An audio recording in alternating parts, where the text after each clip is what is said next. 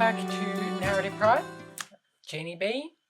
Today I'm going to be talking about grieving and, the consequences of people grieving us as trans individuals. After all, still here, not dead, just trans. So, particularly at the moment, I've got a lot of stuff going on, and I thought this was a perfect opportunity to get some things off my chest and really deal with it, but also to share and to really work through what is a fairly common experience for us when we come out.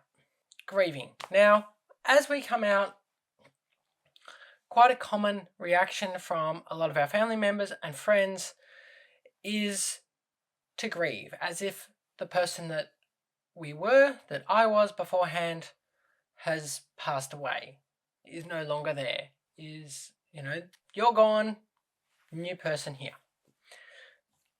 And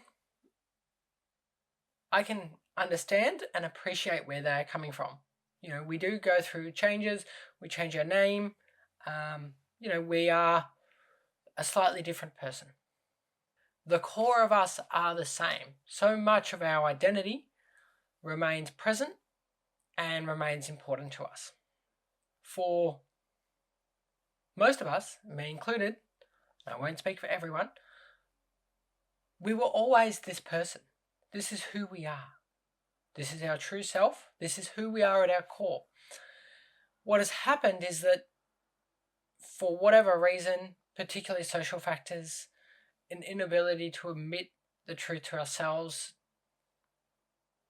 the environment that we're in, a lack of awareness of what being trans means and that there are other people out there that felt this way, all of these factors mean that we haven't been able to be who we are. We haven't been out. We have been trying to fit in the role that everyone expected us to be. In my case, I was trying to present as a fairly masculine person and live up to the expectations for, a male that were put on by my family, my friends, and my larger community. And so that means certain behaviours, perhaps, certain outward presentation was different. The things that I would share with people was different.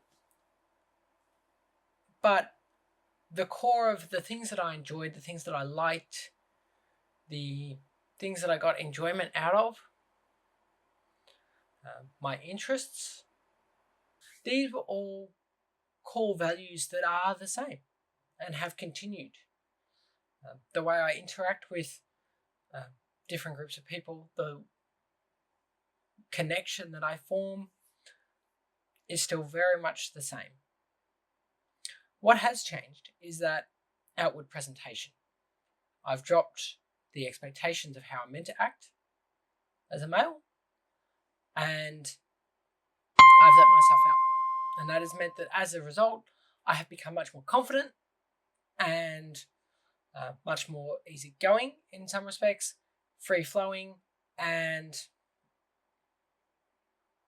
outgoing, to the extent that I'm running a YouTube channel. But in my case, I feel differences and changes to presentation and the way I engage with my personality and demonstrate that personality. Now, of course, the problem here is that I recognize that, and that's how I feel. But of course, the people around us, our family members, our friends, our partners,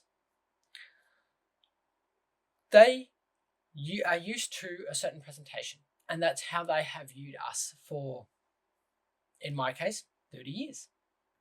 That change in presentation to them is like a different person.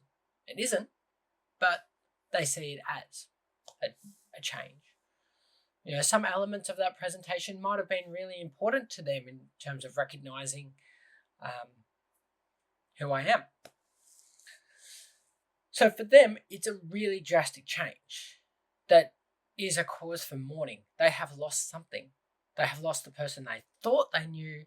Some have lost what they perceive as a particular future, all of these things. And as a result, they go into grief. And, we talk about the 6 stages of grieving: denial, bargaining, depression, acceptance, finding meaning in it, all these sort of stages. And we can actually see that in the people around us. That initial shock and denial of when we come out of, oh, that can't be true. You can't be trans. Trans people don't exist. And, in some situations, we'll really feed off a lot of the right-wing propaganda. And there's this desire for it not to be true. You must not know what you're talking about. It must be a phase. You must be manipulated by society and social media, all these sort of things. It's all very much part of that denial stage of grieving. Now, thankfully for me, that was quite short.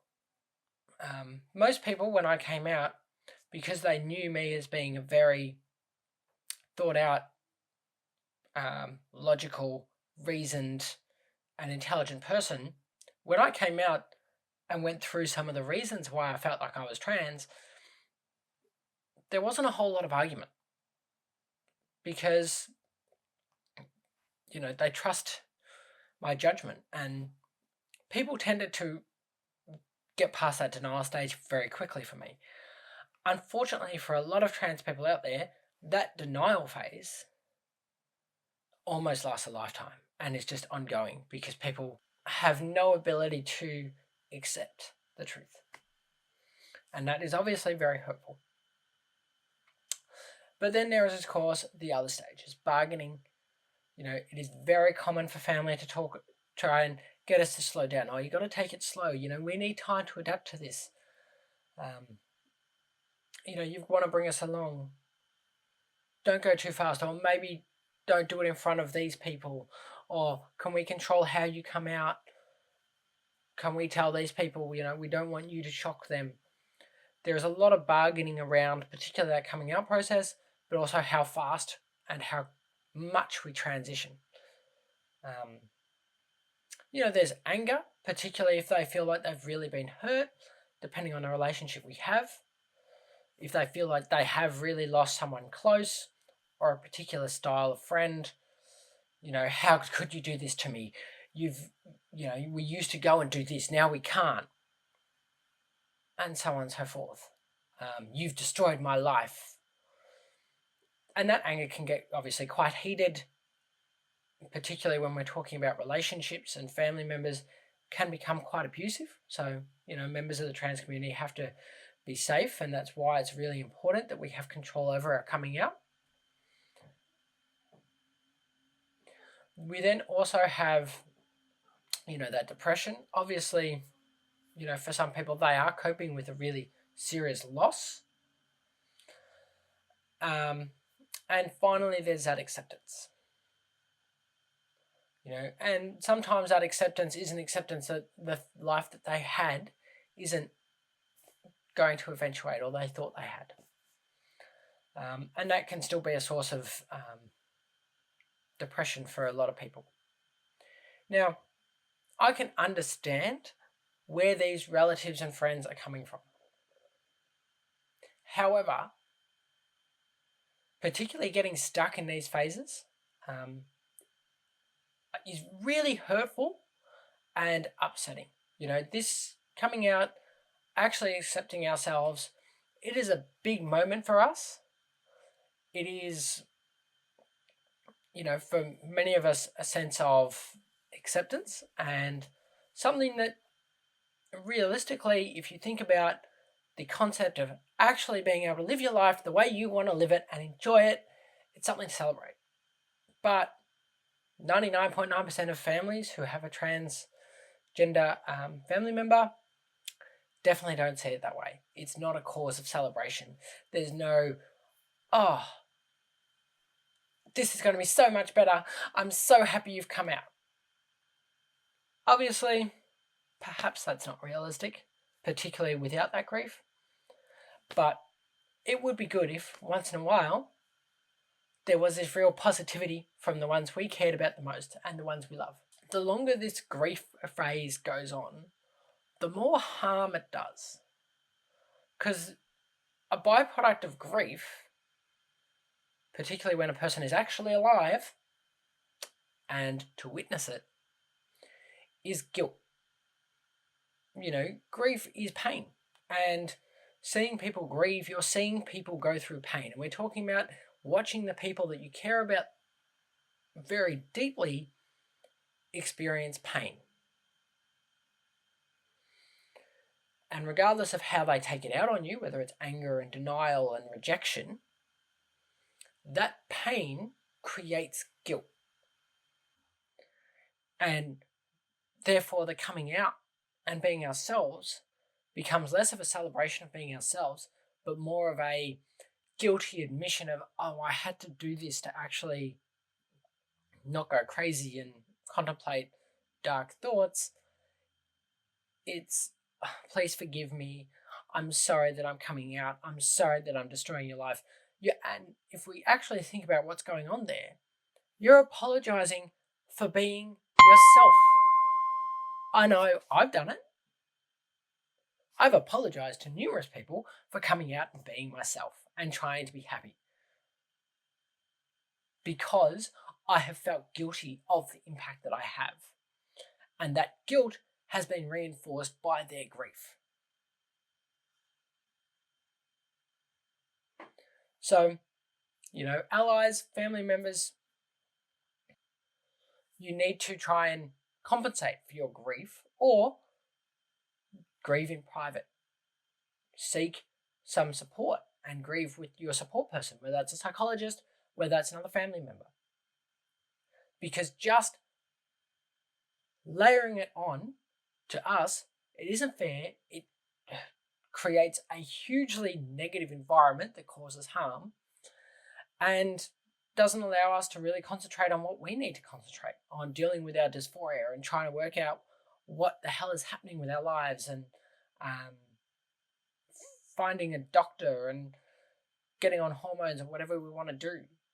That's a huge process. It's very stressful. We might have to be dealing with a lot of discrimination as well. We need support. Yet, because of this grief, we're in a situation where we're trying to find support for our family members.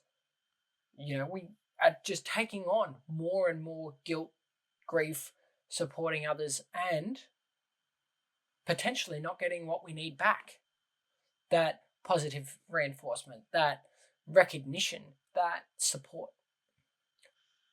Because it really harms our mental health and can lead us to very dark places, particularly with other stuff going on. Because after all, a lot of us are making this decision to live. We are wrapped up in some really negative stuff, and we've come out, yes, it's impacted your life. You've lost this person that you thought you knew, but we are making that decision. We are saying we can't go on that way. We need to be ourselves so that we can live and be around and be part of your life and be part of the other people's lives that we care about. So grieving us is a bit of like a kick in the guts. Oh, well, you've gone through all of this to stay alive, but we're going to grieve you anyway. And, not really celebrate the fact that you're taking all this on just to be with us and be part of our lives. So all emotions are valid, but there's a time, a place, and a way of expressing them in a positive way.